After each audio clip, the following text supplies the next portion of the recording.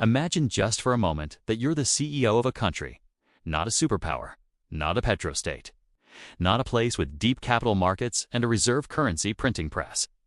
You're running a small, debt-ridden nation that the world mostly ignores unless they're talking about your sky-high murder rate. Your credit rating is radioactive. Your institutions are weak. And the IMF is standing outside your front door like a loan shark in a suit, politely reminding you that the bill always comes due. So what do? Do you accept austerity, raise taxes, cut pensions? Beg for another rescue package that comes with conditions written by people who have never walked your streets? Or do you take the national treasury, walk into a digital casino, and put it all on orange? Because that's what happened. In 2021, the president of El Salvador looked at the global financial system, the IMF playbook. The dollar dependency, the humiliation of small nations forced to perform obedience for liquidity, and he made a decision that sounded like madness. He told the world his country would become the first in history to adopt Bitcoin as legal tender. Not as an investment, not as a speculative asset. As money, the media called him a clown. Economists called him a lunatic. Policy people in Washington and Brussels reacted the way they always do when a small country breaks script. First laughter, then anger, then fear, and then the market crashed. If this were a normal story, that would be the ending. A cautionary tale. A smoking crater where innovation used to be. But here we are in 2026. The smoke has cleared. And the question isn't whether it was crazy. The real question is more uncomfortable. Was El Salvador early, or was it reckless? Was this a visionary act of financial independence, one small country punching a hole in the dollar system? Or did it gamble national sovereignty on one of the most volatile assets in modern history? Because this isn't just a Bitcoin story. It's a story about desperation and power. About who gets to print money, who gets to set the rules, and what happens when a leader tries to rewrite a nation. As destiny using a technology that doesn't care about elections, poverty, or human consequences. Today, we were breaking down El Salvador's roughly $120 million Bitcoin experiment. What actually happened? What the headlines got wrong? What was genuinely brilliant? What was catastrophically naive? Why the entire story is stranger than you think. And to understand it, we have to rewind to the moment the first chip hit the table. It's June 5th, 2021. The scene is Miami Bitcoin 2021 conference. A room full of crypto true believers, techno-libertarians, and guys who look like they said the phrase, "We re-still early," like it as a prayer. They're there for the dream. A world where money is free from governments, where the old banking empires can't reach you, where sovereignty is something you can download. Then the big screen flickers. A pre-recorded message plays. And there he is, Nayib Bukele. The baseball cap-wearing president of El Salvador, half political leader, half brand strategist, delivering a statement that makes the audience levitate. He's sending a bill to Congress to make Bitcoin legal tender. Not a side experiment, not a token gesture. Legal tender alongside the US dollar, which El Salvador has used since 2001, when it replaced the old currency, the colon. The room goes feral. This is the kind of validation crypto culture lives for. A real country, real law, real proof that the future can be forced into existence. But back home, the mood is not cyber utopia. It's confusion. Imagine you're a grandmother in San Salvador selling pupusas. You don't have a bank account. You've lived your whole life inside cash. You've watched currencies collapse in other countries, and you've watched governments lie. And now your president is telling you a currency famous for violent price swings is about to show up at your stall and pretend it's stable. This is where the story becomes real, because laws aren't made for conference stages. They're made for people. And the law moved at warp speed. Within days, Bukele's announcement turned into legislation. On June 9, 2021, El Salvador's Legislative Assembly approved the Bitcoin law, officially making El Salvador the first country on earth to adopt Bitcoin as legal tender. Zoom in on the most controversial part. Article 7, the Force Clause. In plain English, it said that every economic agent must accept Bitcoin when offered as payment for goods or services. Coffee? Bitcoin. Haircut? Bitcoin. Used car? Bitcoin. Now, there was a caveat language acknowledging that acceptance could be excused if someone clearly lacked access to the necessary technology, which is basically the legal system whispering, "We know this won't work for everyone." But still the shockwave hit instantly.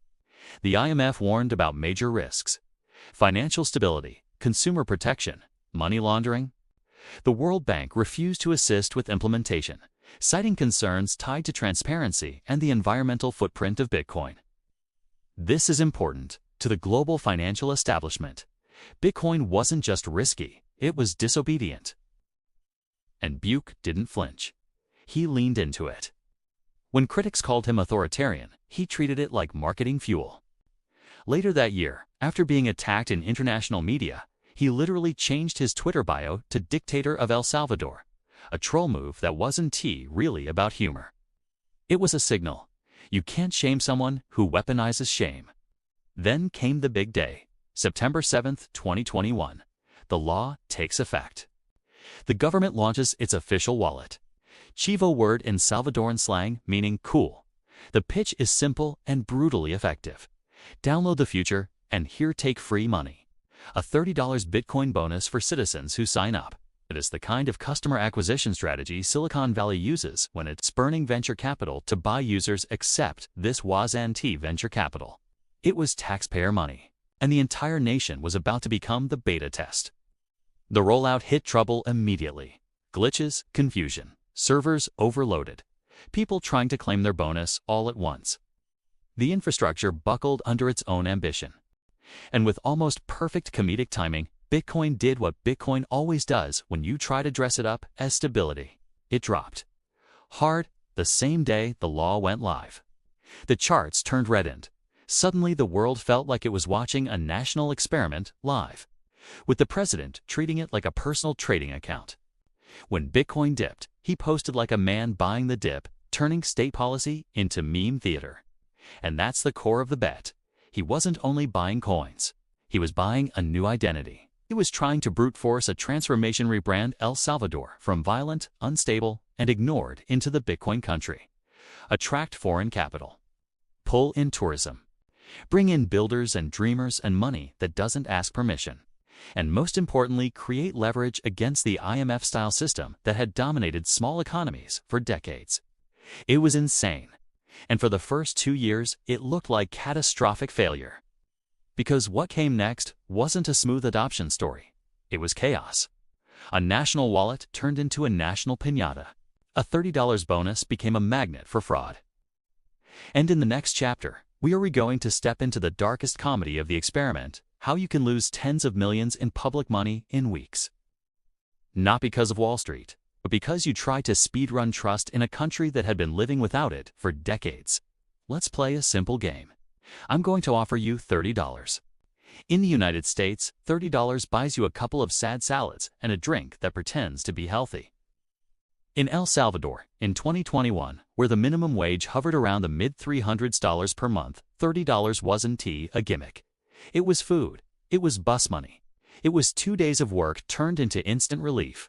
So when the government said, "Download the Chivo Wallet and we'll give you $30 in Bitcoin," millions of people did exactly what rational humans do when they offered immediate cash in a tight economy. They downloaded it. Not because they believed in Bitcoin, because they believed in $30. On paper, the government's goal sounded noble: bank the unbanked. Roughly 70% of Salvadorans didn't have bank accounts. They lived in cash. If you wanted to pay a bill, you traveled, waited, paid physically, and prayed you didn't get robbed on the way home. A digital wallet could have been liberation. But liberation is fragile when you build it on rushed software and loose identity controls. Because when Chivo launched, it wasn't just an app. It was a national piñata, and everyone showed up with a bat. Here's what happened. To get that $30 bonus into as many hands as possible, the system's identity verification, the KYC, know your customer, was loose. Not slightly imperfect. Loose in a way that made fraud feel like a casual side hustle. In a country where ID numbers can be accessed disturbingly easily through leaks. Local corruption, informal data markets, the incentives were obvious. If you had a list of ID numbers, you could register wallets at scale. Your grandmother, your dead uncle, your neighbor who never heard of Bitcoin. People who didn't even own smartphones. There were even reports, yes absurd but telling, of accounts being registered using non-human identities, the kind of detail that sounds like a meme until you remember, a system that can be fooled by nonsense is a system that can be harvested by anyone. And the first sign the nation was being hacked wasn't a press release. It was a normal citizen trying to claim their money. Imagine you're a worker in San Salvador. You download the app, type your national ID number, ready to get your $30. The app responds, "This ID has already been registered." You freeze. You haven't registered. That moment, small, quiet, personal, was the beginning of something much bigger. Because if someone can steal your sign-up bonus, they can steal more than your money. They can steal your identity. Independent reporting later estimated that a meaningful share of wallets created were fraudulent. If even a fraction of millions were fake, you're talking about tens of millions of public dollars evaporating in weeks. And the worst part isn't the number. It's the message it sent. The government didn't just introduce Bitcoin.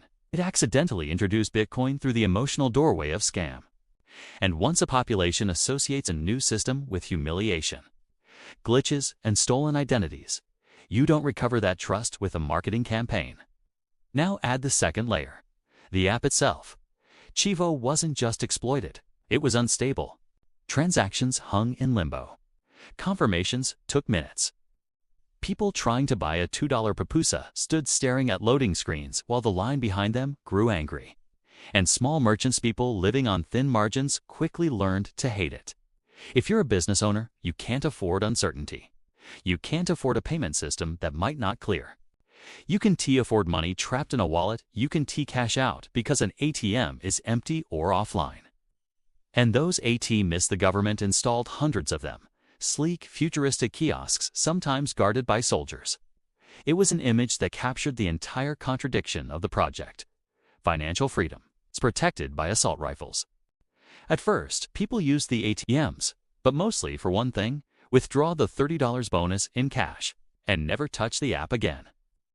Later studies and surveys reinforced what anyone on the ground already knew. Mass adoption didn't happen, as people didn't become Bitcoiners. They became opportunists because the state offered an incentive, and the rational response was to take it. And here's the killer point: remittances. Remittances are the beating heart of El Salvador's economy. Families survive on money sent from relatives abroad. The Bitcoin pitch was seductive because it attacked a real pain point. Why pay Western Union fees when you can send value digitally? On paper, it's brilliant. In practice, it failed for one reason the tech world hates admitting. Technology doesn't exist in a vacuum. It exists inside a society, inside habit, trust, fear, and the need for accountability. People trust Western Union because it's physical. They know where the office is. They know the person behind the counter. If something goes wrong, there is a human being they can yell at.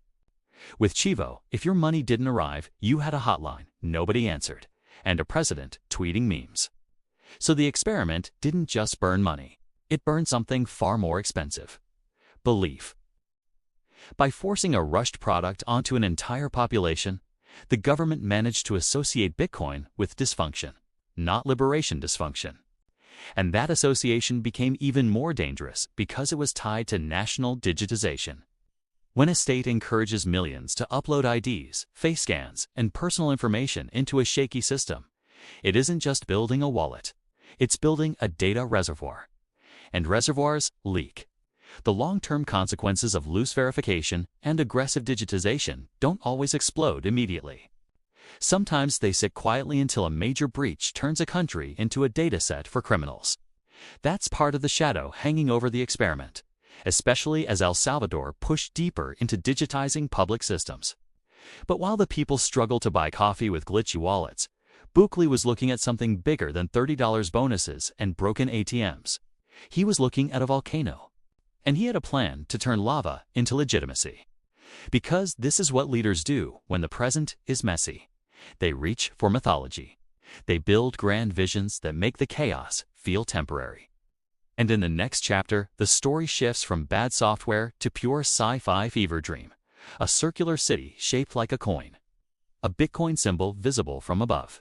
And the most surreal financial instrument ever proposed by a sovereign state. Volcano bonds. While engineers were patching bugs and citizens were wrestling with frozen screens, Bukele was doing what politicians with messianic instincts always do when reality disappoints. He zoomed out, far out. November 20th, 2021. Bitcoin Week is wrapping up on the coast. Night falls, fireworks explode over the ocean. AC/DC's "You Shook Me All Night Long" blasts through the speakers. The crowd is euphoric, primed for revelation. Bukele steps onto the stage, wearing a white button-down and his trademark backward baseball cap, half head of state, half startup founder about to unveil a killer product. And then he announces, a city, not a district, not a pilot zone, a city. Bitcoin City would be built at the base of the Concagua volcano, shaped like a perfect circle to represent a coin. At the center, a massive plaza with a glowing Bitcoin symbol visible from the sky. No income tax. No property tax, no capital gains tax, just a 10% VAT to pay for basic services and the energy. Geothermal power straight from the volcano itself. Clean, continuous, infinite. At least on paper. The volcano would power both the city and massive Bitcoin mining operations running 24/7. It was the kind of announcement that made critics laugh and believers cheer. A Bond villain lair. But with libertarian branding. But here's the key point. Bitcoin City wasn't really about urban planning. It was about narrative control. After the Chivo fiasco, Bukele needed a reset. Something so big, so audacious, that it reframed the entire experiment. Bitcoin City wasn't meant to fix adoption. It was meant to restore faith, especially among outsiders. And to finance this utopia, Bukele unveiled the next piece of the model, volcano bonds. Officially called the EBB1. El Salvador planned to raise $1 billion. Half would go into infrastructure for Bitcoin City. The other half would be used to buy Bitcoin itself. The pitch was seductive. We buy $500 million in Bitcoin. Bitcoin goes up. We repay bondholders with the gains. We keep the city. It was sovereign leverage wrapped in crypto logic.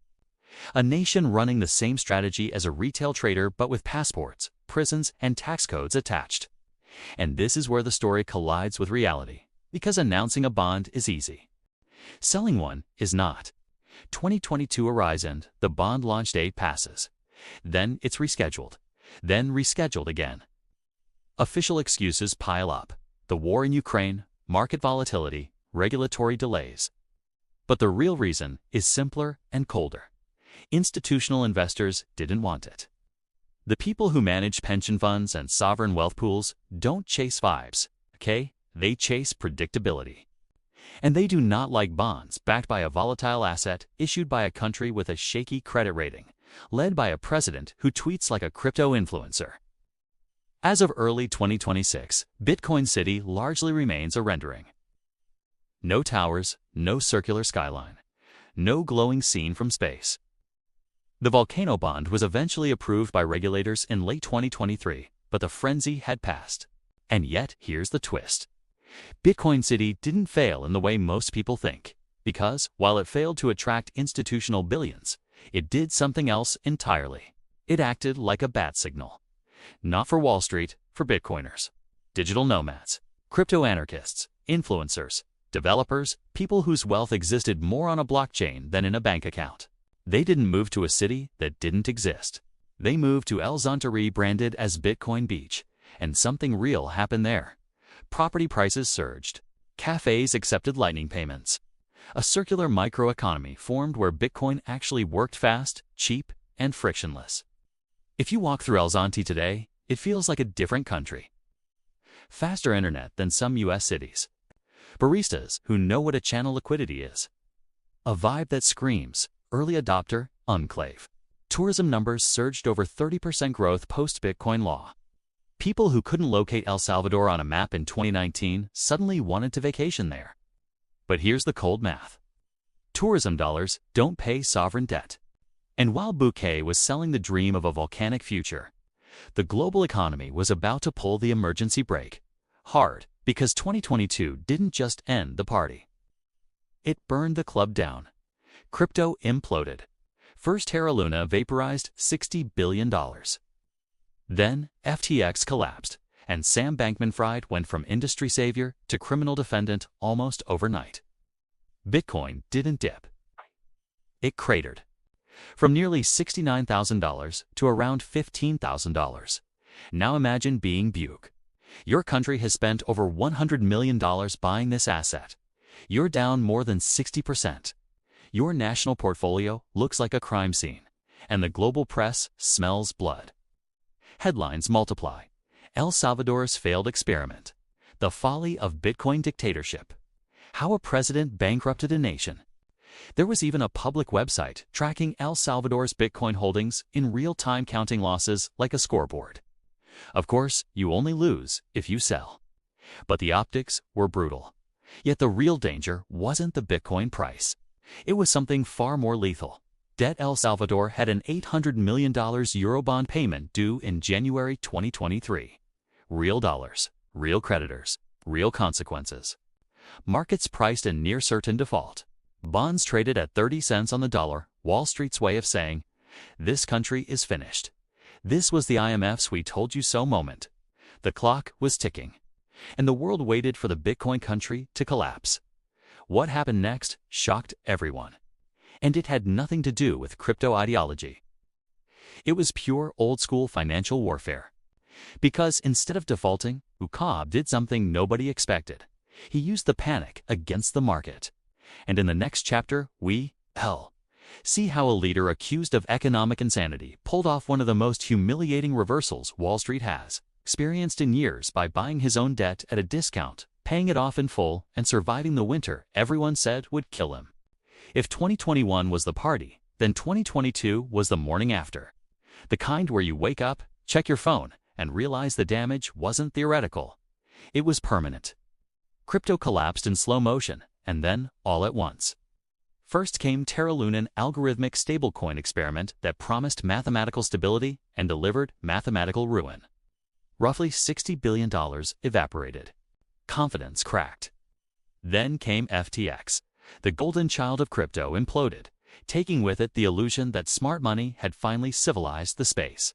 Bitcoin followed the gravity, from nearly $69,000 down to the mid-teens. Now pause and put yourself in Bukele's position. You're the leader of a poor country. You've spent over $100 million of public funds buying this asset. On paper, you're down more than 60%. Every chart is red. Every journalist smells a career-defining "told you so" article, and they don't hold back. Mainstream financial media lines up like a firing squad. There are countdown clocks to default. There, as a public website tracking El Salvador's Bitcoin losses in real time, as if the nation itself were a reckless trader getting margin called. But here's what most coverage missed. Bitcoin wasn't the immediate threat. Debt was. In January 2023, El Salvador owed $800 million on a Eurobond, real dollars, owed to real creditors who don't care about ideology. Bond markets are not philosophical. They don't care if you're early. They care if you pay. And the verdict from Wall Street was brutal. El Salvador's bonds traded at 30 cents on the dollar. That price doesn't mean we're nervous. It means we expect default. This was supposed to be the moment of collapse. The IMF had warned him. Analysts had written the obituary in advance. The narrative was clean, satisfying, and moral. Play stupid games. Win stupid prizes. And then Bukele did something that had nothing to do with Bitcoin maximalism and everything to do with understanding how fear works. He didn't beg the IMF. He didn't default. He attacked the bond market. Here's the move. When your bonds are trading at 30 cents, it means investors are desperate to get out. So the Salvadoran government scraped together available liquidity through spending cuts, controversial internal reallocations, and financial triage that critics rightly describe as painful. Then it made a buyback offer. El Salvador bought its own debt at a massive discount. Think about that. Wall Street thought the country was finished. Bukele used that panic to erase hundreds of millions of dollars of future obligations for pennies on the dollar. When January arrived, he paid the remaining balance in full, on time. No default, no collapse, no IMF rescue package. And suddenly, the story changed. Banks that had predicted disaster names like JPMO, RGAN, and Morgan Stanley were forced to issue humiliating revisions. Credit ratings improved. Bond prices rebounded. The man who was supposed to blow up the economy had just outplayed the market. It wasn't magic. It wasn't Bitcoin profits. It was ruthless, old-school accounting. And it worked. Bukele had survived the crypto winter not because Bitcoin saved him, but because he understood something deeper. Markets are emotional, and fear can be weaponized. Then, almost on cue, the narrative twisted again. Because just as El Salvador cleared the debt hurdle, the orange line on the chart began to rise. The I told you so phase by late 2023 and into 2024, the crypto winter thawed.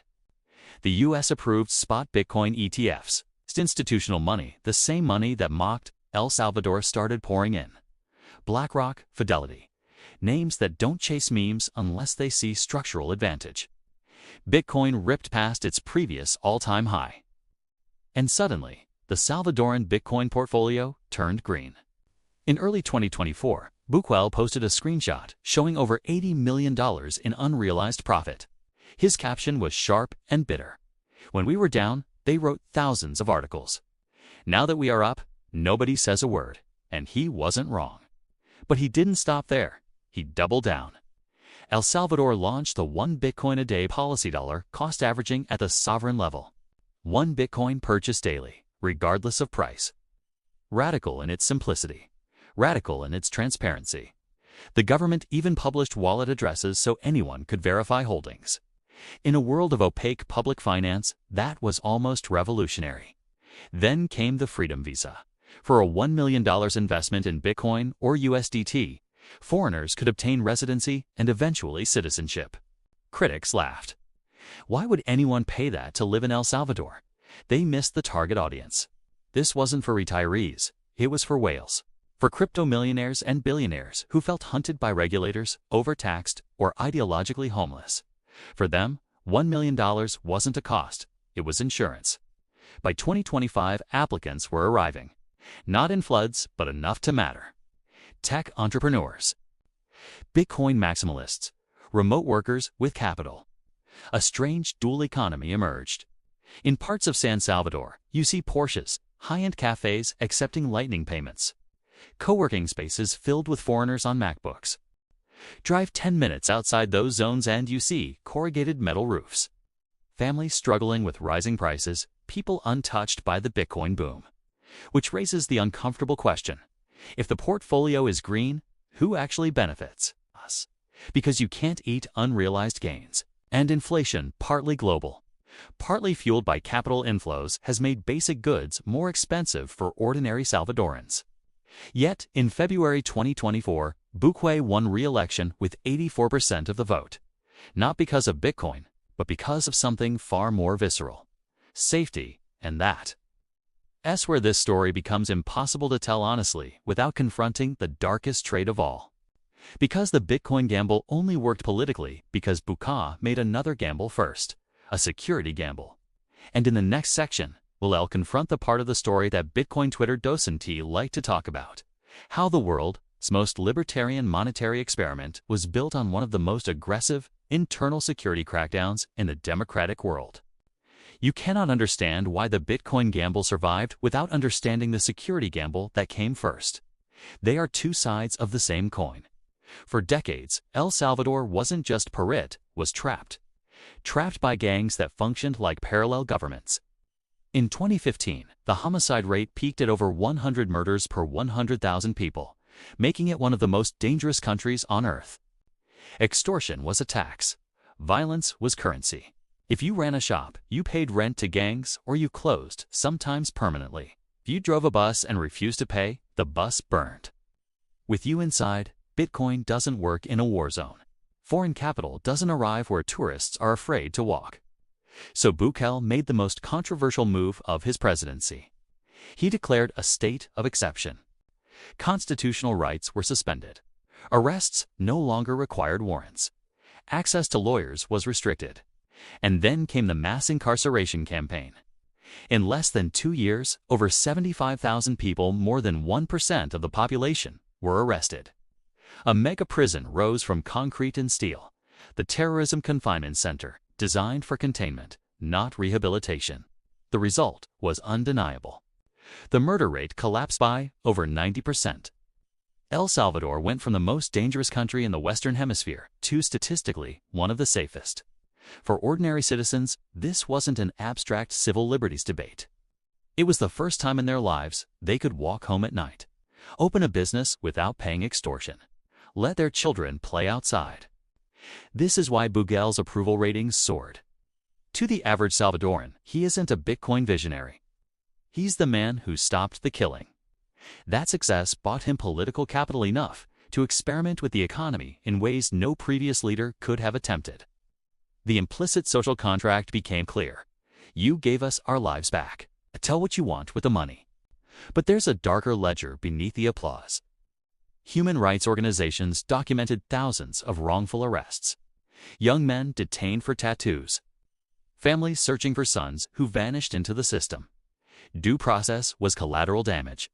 And this is where the contradiction becomes impossible to ignore. Bitcoin is supposed to be a technology of freedom, censorship-resistant, decentralized, anti-authoritarian.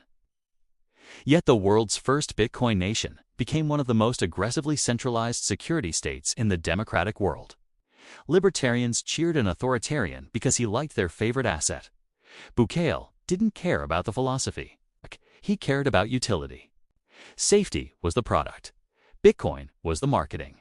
And with both in place, he looked outward toward geopolitics. Because El Salvador's deepest problem predates Bitcoin by decades. Since 2001, the country has used the US dollar. Dollarization brought stability, but it killed sovereignty. El Salvador can't print money. It can't stimulate its economy independently. When the Federal Reserve prints trillions, El Salvador gets inflation without stimulus, the hangover without the party. Bitcoin, in this context, wasn't just an investment. It was an exit option. A signal to the global south that maybe, just maybe you don't have to kneel to the IMF to survive. That terrified institutions built on compliance. It's why U.S. senators proposed investigations. Why the IMF pushed so hard. El Salvador wasn't dangerous because of its size. It was dangerous because it was a proof of concept. If a tiny debt-ridden country could defy the system and live, what happens when bigger ones try? That's why the $120 million Bitcoin buy looks different when you zoom out. Less like a reckless trade, more like an R&D budget for sovereignty. And Bukele didn't stop there. While Washington criticized him, he courted alternatives, closer ties with China, quiet alignment with BRICS rhetoric, a multipolar posture. Bitcoin became leverage. I don't need your permission anymore. But leverage cuts both ways. Playing chicken with the world's reserve currency is dangerous. And Bukele knew it. Which is why, quietly, in 2024 and 2025, he pivoted. He brought in the adults. Google opened offices in San Salvador. A $500 million partnership to digitize government, healthcare, and education systems. Data centers, infrastructure. A signal to global investors. This isn't a casino. It's an emerging market. Then came the IMF truce. The fund offered a $1.4 billion loan with conditions. Killed the Bitcoin law. Bukele didn't kill it. He defanged it. In a quiet legislative change, Bitcoin's mandatory acceptance was effectively sidelined. Legal tender on paper, optional in practice. Enough for the IMF to save face, enough for Bukele to keep his symbol. The loan was approved. The crisis was averted. And by 2026, El Salvador looked normal. A Google partnership, a Bitcoin treasury worth hundreds of millions, a stabilized bond market, a murder rate lower than Canada's. Bitcoin didn't replace the dollar. It became background noise like the volcanoes. So, was it a mistake? If you judge it as a pure investment strategy, it was reckless. Any traditional advisor would have been fired. The opportunity cost was real schools not repaired. Infrastructure delayed, public funds burned on failed apps and bonuses. But Bukele wasn't managing a hedge fund. He was managing a brand. Before 2021, Google El Salvador, and you got gangs, violence, despair. Today, you get Bitcoin, surfing, safety, tech, and controversy. For the price of a mid-tier Hollywood movie, He bought the attention of the world. He rebranded a nation written off as a failed state. The cost? A police state, rising inequality. A Bitcoin paradise for expats and a dollar reality for grandmothers selling pupusas. The Bitcoin dream is real in El Zonte. The dollar still rules in Soyapango. And yet one thing cannot be denied. El Salvador didn't fold. In a world where small countries usually stay quiet and compliant, it went Elon. Whether you think Bukele is a genius or a madman, the result is the same. You're watching a documentary about El Salvador. And that was the plan all along.